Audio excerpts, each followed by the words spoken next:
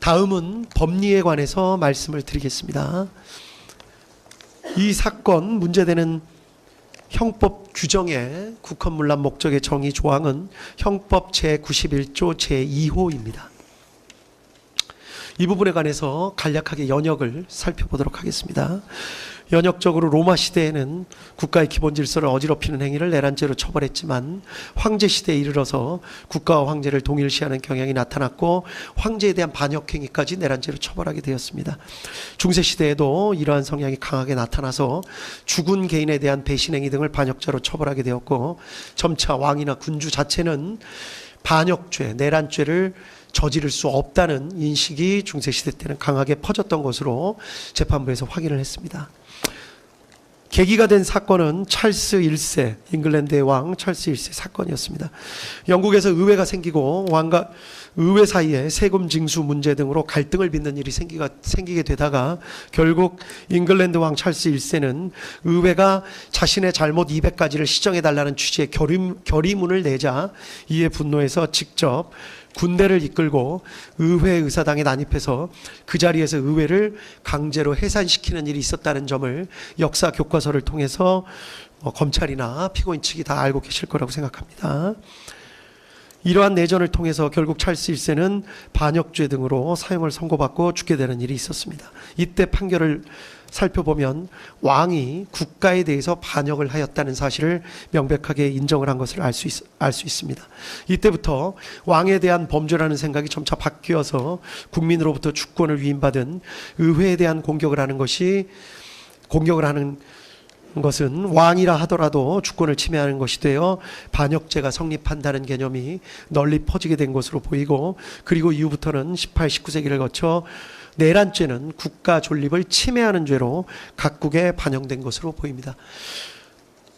이러한 연역과 각국의 입법례, 기타 여러 가지 사정에 대해서는 판결문에 자세하게 설치가 되어 있습니다.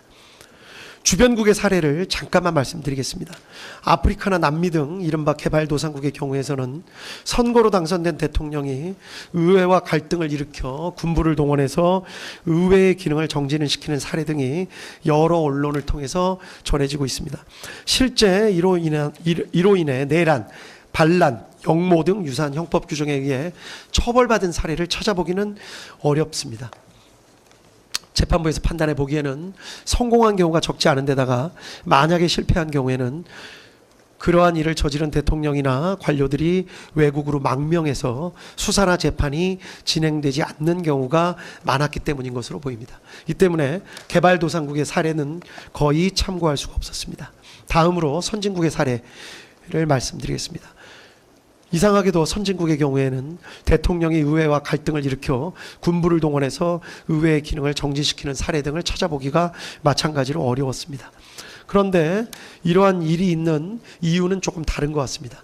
자세한 내용을 살펴보면 선진국에서는 이러한 정도의 갈등까지 가지 않도록 제도적으로 설계를 치밀하고 꼼꼼하게 해놓는 경우가 많기 때문인 것으로 판단했습니다.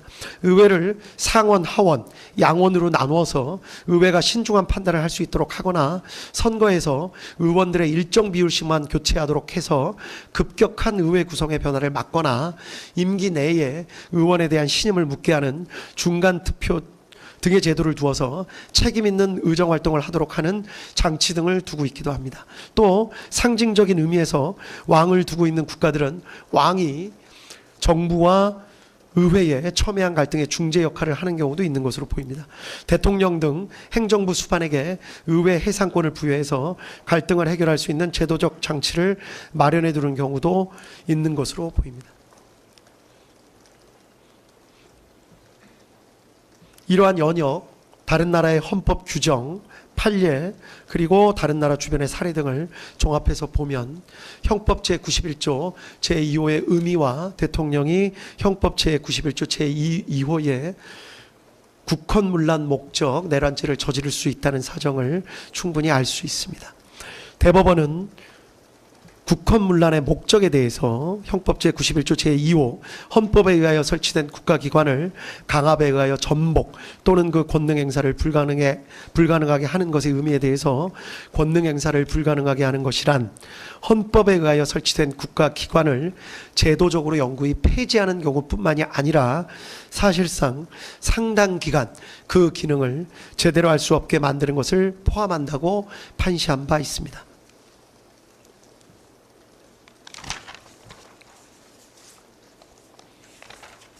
따라서 형법 제91조 제2호가 적용되는 이른바 국헌문란 목적 내란죄는 대통령도 저지를 수가 있습니다.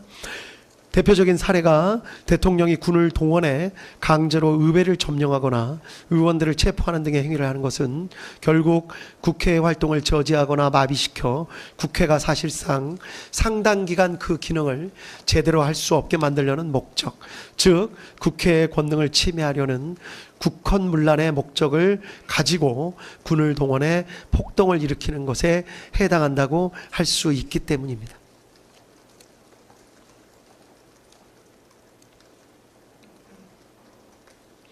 특히 행정부의 수반과 행정부를 견제하는 의회는 자칫 갈등과 긴장관계에 놓이기 쉽고, 이 경우 군에 대한 통수권을 가지는 행정부의 수반은 언제든지 군을 동원해 의회의 기능을 제대로 행사하지 못하게 만듦으로써 방해 없이 행정부의 정책 추진을 밀고 나가려는 강한 유혹에 빠지기 쉽습니다.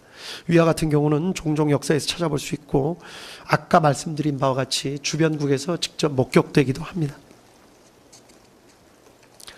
다음으로 대통령의 국가 긴급권 행사, 특히 비상계엄 권한 행사가 형법 제91조 제2호가 적용되는 국헌문란 목적 내란죄에 해당할 수 있는지 여부에 대해서 말씀드리겠습니다. 비상계엄 선포는 그 자체로 행정부나 법원 등 헌법에 의하여 설치된 국가기관의 권한 행사를 제약하는 성격을 가지고 있습니다. 따라서 계엄이 해제될 때까지 사실상 상당 기간 다른 국가기관의 기능을 제대로 할 수 없게 만드는 속성을 가지고 있는데, 비상계엄 선포 자체가 내란죄에 해당하는지가 문제가 될 수가 있습니다. 이러한 문제에 대해서는 먼저 계엄 선포의 형식적, 실제적 요건을 갖추지 못한 경우에는 형법 제91조 제2호가 적용되는 국헌문란 목적 내란죄가 성립된다는 견해가 있을 수 있습니다. 또 어떠한 목적을 가지고 있는지를 살펴서 국헌문란 목적이 인정되는 경우에만 국헌문란 목적 내란죄가 성립한다는 견해가 있을 수 있습니다. 실체적 요건을 갖추었는지 여부를 가지고 따지는 견해는 따르기가 힘듭니다. 일단 실체적 요건을 갖추었는지 여부에 대한 대통령의 판단은 존중되어야 합니다. 이를 섣불리 사법심사 영역으로 가져오는 것은 자칫 필요한 경우 판단을 주저하게 만드는 저해 요소가 될 수 있고, 절차적 요건을 따지는 것도 도대체 어느 정도까지의 절차를 어기는 것이 문제가 되는지 삼을 수 있는지가 어렵습니다. 따라서 형식적 실제적 요건을 갖추지 못한 경우에는 비상계엄 권한 행사가 내란죄가 된다는 주장은 받아들이기가 어렵습니다. 따라서 다른 견해, 원칙적으로 계엄의 요건을 갖추었는지 여부에 따라 내란죄가 성립되는 것은 아니나, 다만 비상계엄의 선포로도 할 수 없는 권한의 행사를 목적으로 하는 것이라면, 즉 국회의 권한을 침해하거나 행정사법의 본질적인 기능을 침해하는 것, 우리 헌법이나 계엄법 등은 비상계엄을 하더라도 국회의 권한을 침해하거나 행정사법의 본질적인 기능은 침해할 수 없도록 정하고 있습니다. 따라서 비상계엄을 하더라도 국회의 권한을 침해하거나 행정사법의 본질적인 기능을 침해할 수 없는데, 이를 목적으로 해서 비상계엄을 선포하는 것이라면 비록 헌법이 정하고 있는 권한행사라 하더라도 이때에는 형법 제91조 제2호가 적용되는 국헌문란 목적 내란죄가 성립할 수 있다는 것이 이 법원의 판단입니다.